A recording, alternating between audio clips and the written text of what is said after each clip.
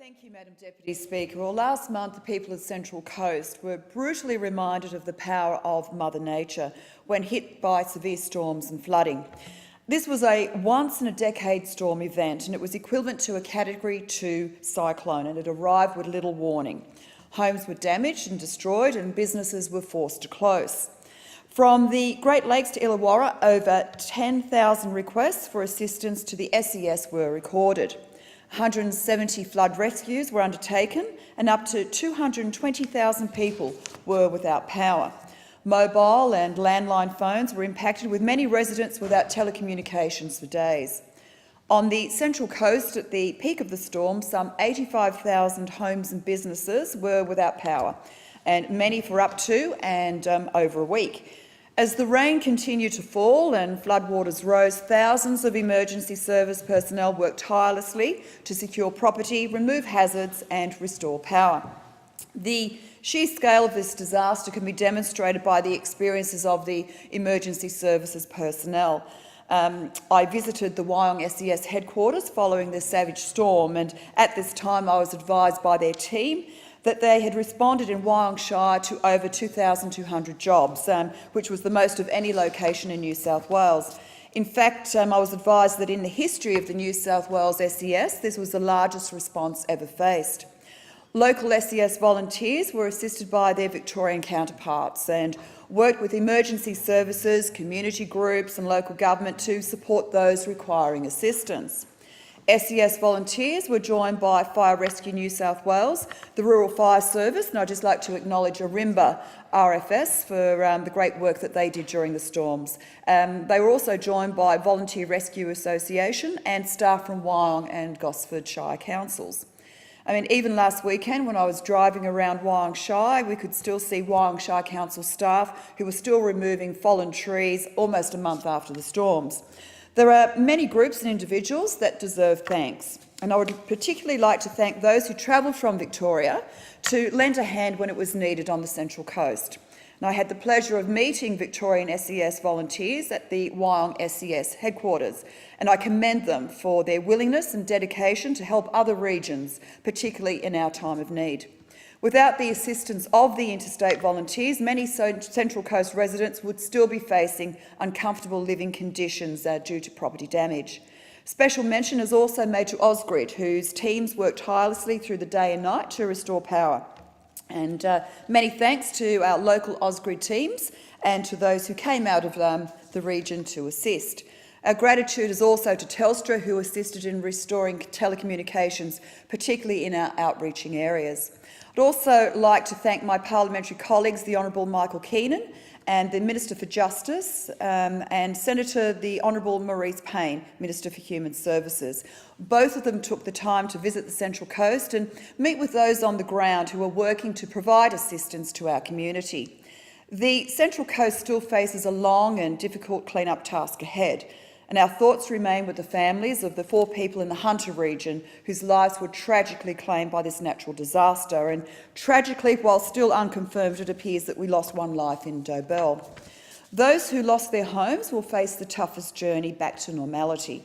Councillor Doug Eaton, the Mayor of Wyong Shire Council, advised me that across the Shire, approximately 10,000 trees were brought down by the strong winds, causing extensive damage to homes, roads, power lines and public infrastructure.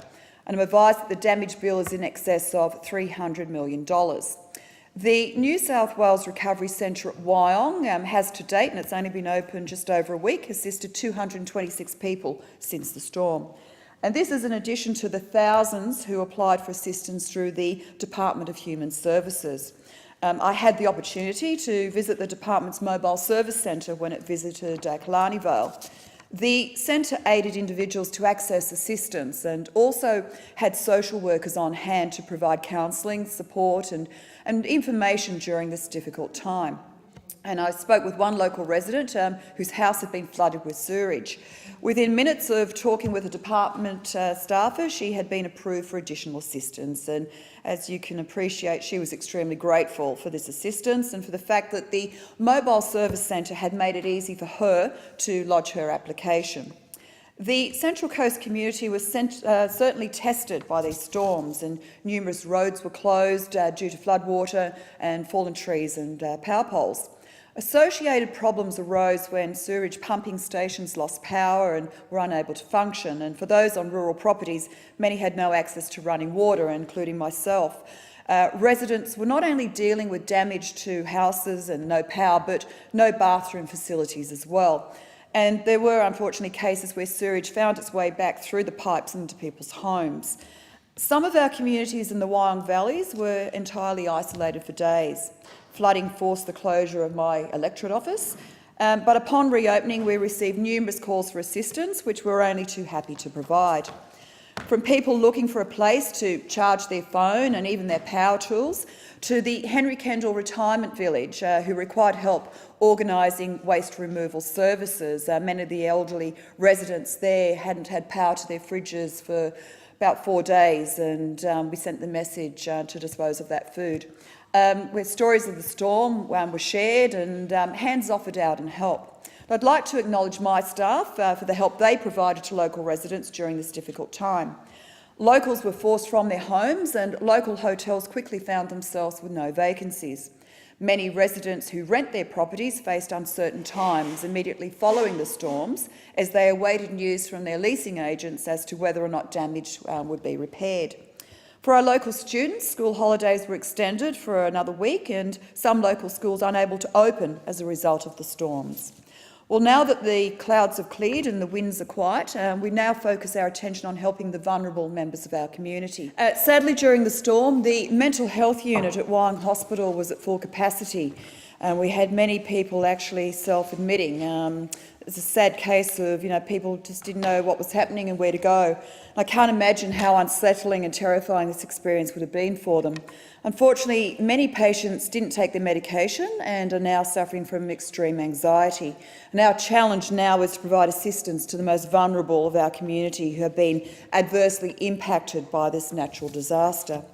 This storm highlighted the need for emergency pharmacy assistance centres should an event like this occur again, as many residents lost refrigerated medication due to the lack of power. Many residents also lost food as a result of the extended power failure, and local supermarkets quickly ran out of supplies. Bread and milk became scarce commodities, along with candles, torches and batteries.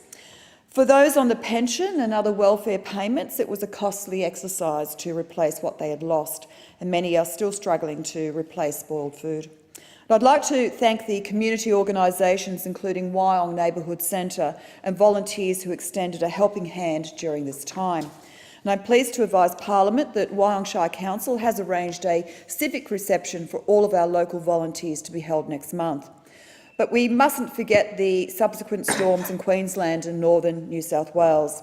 And as the Prime Minister informed the House, approximately 9,000 residents in New South Wales communities on the upper North Coast were isolated for some time. Tragically, there were 5 fatalities at this time, including a young child, when vehicles were washed away by floodwaters. We must never forget the strength of Mother Nature and the inherent dangers during times of natural disaster.